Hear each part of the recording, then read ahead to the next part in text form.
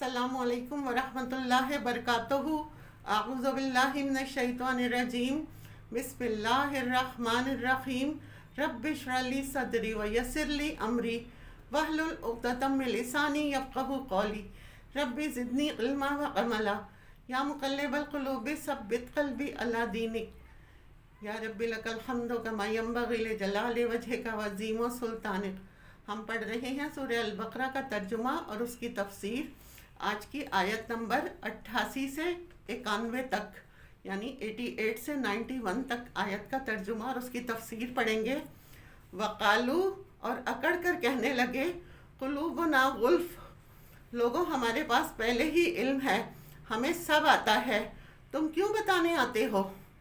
क्योंकि उनके दिल गुलाफ में बंद हैं, उनको नसीहत समझ नहीं आती। ऐसा क्यों होता है कि दीन की बात दिल में ना लगे? ऐसा क्यों होता है कि करीब तरीन रिश्तेदारों में भी कम्युनिकेशन ख़त्म हो जाती है जब दीन की बात आती है? मज़ीद डिस्कस करने से पहले इस वीडियो को लाइक करें, शहनाज मकसूद चैनल को सब्सक्राइब करें और बेल आइकन को ज़रूर क्लिक करें। दुनिया की बातों में तो लोग घंटों बोले चले जाते हैं और एक दूसरे के और करीब हो जाते हैं। जो ही दीन की बात आती है तो क्या होता है? एकदम फ़र्क आ जाता है, कोई जवाब नहीं आता। ऐसा लगता है जैसे दीवारों से बातें कर रहे हैं, जैसे हम दीन के बजाय कुछ और बता रहे हैं। तो अल्लाह ताला फरमाता है, बल लअनहुमुल्लाहु बिकुफ्रिहिम, अल्लाह ने उनके कुफ्र और इनकार की वजह से उन पर लानत की। और जब किसी पर अल्लाह की लानत हो जाए, अल्लाह की रहमत से वो दूर हो जाए, तो फिर उसके दिल पर बात असर नहीं करती। जब कोई शख्स रिजेक्ट ही करता चला जाए, उसने तय कर लिया कि मुझे नहीं लेना हक़ को, तो फिर अल्लाह की रहमत उससे हट जाती है, फिर उसके लिए हदायत के दरवाज़े बंद हो जाते हैं। फ़क़लीलन मा युमिनून, जो ईमान लाते हैं बहुत थोड़ा उनका ईमान, क्योंकि ईमान ज़्यादा तो क्या होता है? दिल का रंग जल जाता है। याद रखिए, ईमान की एक हरारत होती है। हम सब गलतियां करते हैं, हम सब से गुनाह होते हैं, लेकिन ईमान की हरारत से सारा मैल कुचैल निकलता चला जाता है। यही वजह है जब आप किसी ऐसी मजलिस में होते हैं, किसी ऐसी जगह होती हैं, जैसे आप हज करने जा रहे हैं, तो ईमान बढ़ता है। फिर क्या होता है? बुराइयां बुरी लगने लगती हैं। इस तरह आप किसी अच्छी मजलिस में अच्छे लोगों के दरमियान होते हैं तो बुराइयां बुरी लगने लगती हैं, बुराइयों से नफ़रत होने लगती है। लेकिन जब ईमान का लेवल नहीं होता, ईमान कमज़ोर होता है, तो फिर अच्छी बात भी बुरी लगने लगती है, फिर कुरान की और दीन की बात अच्छी नहीं लगती। तो फिर अल्लाह ताला फरमाते हैं, फ़क़लीलन मा युमिनून, बहुत थोड़ा ईमान लाते हैं, उनका ईमान बहुत कम है। वलम्मा जाअहुम किताबुम मिन इंदिल्लाहि, अब जब आई उनकी तरफ, उनके पास किताब अल्लाह की तरफ से, मुसद्दिक़ुल लिमा मअहुम, जो उसकी तस्दीक करती थी जो उनके पास है, यानी कुरान। वकानु मिन क़ब्लु यस्तफ्तिखूना अलल्लज़ीना कफ़रू, इससे पहले वो काफिरों के मुकाबले में फ़तह मांगते थे। यानी जब उनकी औस और खजरज, ये दो कबीले थे, जब उनसे लड़ाई होती तो क्या कहते थे? या अल्लाह, ये आखिरी नबी जल्द भेज ताकि इसके साथ मिलकर हम इन्हें शिकस्त दें। क्योंकि उन्हें पता था कि आखिरी नबी की अल्लाह मदद करेगा। आखिरी नबी के औसाफ और सिफ़ात में ये बात जो उनकी किताब तौरात में मौजूद थी, पैगंबर के आने से पहले वो पैगंबर के आने की दुआएं मांगते थे।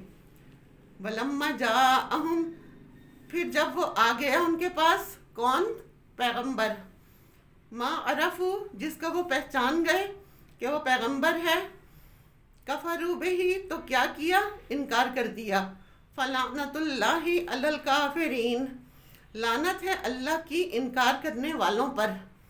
तो यहाँ पर बनी इसराइल की हकीकत खोली जा रही है कि देखो, इन्हें किताब का इंतज़ार था, पैगंबर का इंतज़ार था, जब हक़ आया तो इनकार कर दिया। क्यों किया इनकार? बे समझता रहो, بہی انفسہم، کتنی بری چیز ہے جس کے عوض یعنی بدلے انہوں نے اپنے آپ کو بیچ ڈالا. این یکفروا بما انزل اللہ، کہ انہوں نے کفر کیا اس کا جو اللہ نے اتارا. وجہ کیا تھی؟ بغین، ضد کی وجہ سے، بغاوت کی وجہ سے، حسد کی وجہ سے. کیا حسد؟ ان ینزل اللہ من فضلہ علی من یشاء من عبادہ، کہ اتارتا ہے اللہ اپنے فضل میں سے جس کو وہ چاہتا ہے اپنے بندوں میں سے. کہ پیغمبر ان میں سے کیوں نہیں آیا، یعنی بنی اسرائیل میں کیوں نہیں آیا؟ کیونکہ عربوں کو وہ امی کہتے تھے، یعنی ان پڑھ، اپنے سے کمتر سمجھتے تھے. اب پیغمبر یعنی نبی صلی اللہ علیہ وسلم عربوں میں سے آ گئے تو انہوں نے کہا ہم نہیں مانیں گے. ہم میں سے یعنی بنی اسرائیل میں سے کیوں نہیں آئے؟ کیونکہ نبی صلی اللہ علیہ وسلم بنی اسماعیل میں سے تھے اور یہ ان کا تعصب تھا. فباءوا بغضب علی غضب، پھر وہ اللہ کے غضب پر غضب کے ساتھ پلٹے. پھر اللہ کا ان پر شدید غضب ہوا. وللکافرین عذاب مہین، اور کافروں کے لیے عذاب ہے رسوا کرنے والا. تو انہوں نے جو کچھ پسند کیا، کفر اور انکار، اللہ نے ان کو بئس ما کہا کہ بدترین چیز ہیں، اقرار کے بجائے انکار. ایک اور بات اس آیت سے پتہ چلتی ہے کہ انسان کی ضد اور ہٹ دھرمی جو ہے وہ حق کو قبول کرنے میں رکاوٹ بن جاتی ہے. اسی طرح حسد بھی حق کو قبول کرنے میں رکاوٹ بن جاتا ہے. اللہ نے قرآن کو اپنا فضل کہا ہے. ینزل اللہ من فضلہ علی من یشاء، یہ کیا اتارا ہے اللہ نے قرآن؟ وہی. اور یہ کیا ہے؟ فضل. یہ سب ہم پر اللہ کا فضل ہے کہ ہم اسے سمجھ رہے ہیں. اللہ جس کے لیے چاہتا ہے اس کا دل کھول دیتا ہے، اس کے لیے آسان کر دیتا ہے.